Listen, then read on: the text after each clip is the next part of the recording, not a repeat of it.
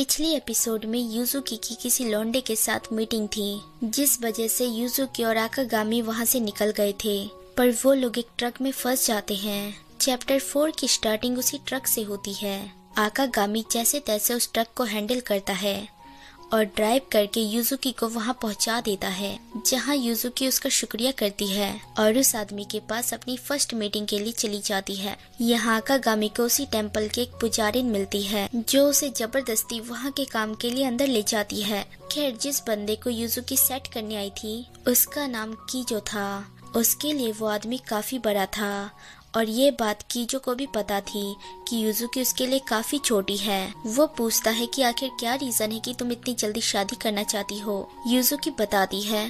तभी उसकी नजर गार्डन में काम करते हुए आकागामी पे जाती है, जिसे देख वो काफी ज्यादा नर्वस हो जाती है। पर अगले ही पल आकागामी उनके बीच बैठा था और बोलता है, असल में मैच मेकर बीमार पड़ गई है, इसलिए मुझे आना पड़ा। अब वो दोनों से पूछता है कि वो दोनों डेट पे कहाँ जाना पसंद करेंगे।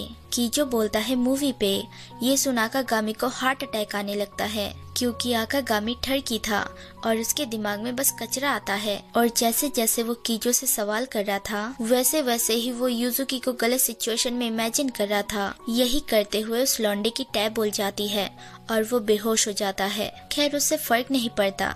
असली बात ये थी कि यूजुकी झूठ बोल के शादी करना चाह रही थी और ये चीज उसे बहुत जल्दी रियलाइज हो जाता है कि वो गलत कर रही है। दरअसल कीकी ने बोला था, जिसके साथ तुम्हारी मीटिंग है उसके साथ तुम रिश्ता बनाओ, और अगर उसे जल्दी हो शादी करने की तो पढ़ाई की बात बोल के उसे टालती जाना। बस उसे तब तक रखना जब तक हमारा काम नहीं बन जाता, फिर रिश्ता तोड़ देना। एक तरीके से वो स्कैम करने बोल रही थी। ये बात रियलाइज होने के बाद यूजुकी कीजो से माफी मांगती है, पर कीजो उनके टेम्पल के बारे में एक ही बात बोलता है कि यूजुकी उस टेम्पल के लिए शादी करना चाहती थी, लेकिन वो टेम्पल बचाने लायक नहीं है, टूटा हुआ है, भक्तों के लायक वो बिल्कुल नहीं है। कीजो को भी यही लगता है कि उस टेम्पल को बंद हो जाना चाहिए, पर आकागामी उनसे उस टेम्पल के लिए भीख मांगता है, क्योंकि वो टेम्पल की ऐसी हालत आकागामी के डैड की वजह से हुई थी, जिसका कर्जा आकागामी के सर पे है। कीजो बोलता है, टेम्पल संभालना आसान नहीं है, इससे वहाँ रहने वाले लोगों को और भक्तों को भी प्रॉब्लम हो सकती है। पर आकागामी सब कुछ खुद हैंडल करने की बात करता है, जिसपे कीजो बोलते हैं, वहाँ रहने वाले लोगों की और यूजुकी का ध्यान रख लोगे ना। वो हाँ बोलता है, जिसपे कीजो यूजुकी को बोलते हैं, यूजुकी, मैं तुम्हारी मंगनी का प्रस्ताव स्वीकार करता हूँ, मैं बस अपना नाम तुम्हें दे रहा हूँ। यहाँ मीटिंग खत्म होता है। कीजो से पुजारिन बोलती है, मैंने तुम्हें बोला था ना टेम्पल बंद करवाने को, लेकिन कीजो बोलते हैं, आकागामी काफी इंटरेस्टिंग लड़का था, जिस वजह से मैं मना नहीं कर पाया। यहाँ यूजुकी और आकागामी घर की ओर जा रहे थे, जहाँ आकागामी खुश था कि यूजुकी की मंगनी तय हो गई, सिर्फ उनके नाम से, यानी अब उन्हें टेम्पल छोड़ के जाना नहीं पड़ेगा। यूजुकी उसे इमोशनल होके देखती है और उसे पकड़ के बोलती है, तुम्हारा शुक्रिया।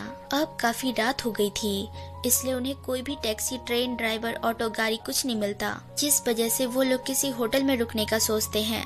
अब वो लोग रूम पे थे, जहाँ आकागामी नहाने निकल जाता है, लेकिन जब वो वापस आता है तो यूजुकी को टीवी पे कुछ देखते हुए पाता है, पर यूजुकी तुरंत टीवी बंद करके नहाने निकल जाती है। और जब आकागामी को पता चलता है यूजुकी टीवी पे क्या देख रही थी, उसकी हालत खराब हो जाती है। वैसे यूजुकी भी थोड़ी बहुत ठरकी थी, इसलिए आकागामी को उसके दोनों वर्जन ज्ञान देते हैं, यानी अच्छाई और बुराई।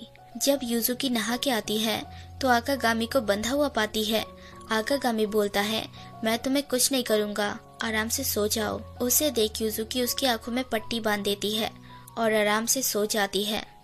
सो hey everyone, thanks for watching. अगर मेरी वीडियोस जरा सी भी अच्छी लगे तो लाइक, शेयर, सब्सक्राइब कर देना और बेल आइकन जरूर दबा देना, ताकि आप तक नोटिफिकेशन आती रहे। Take care, bye.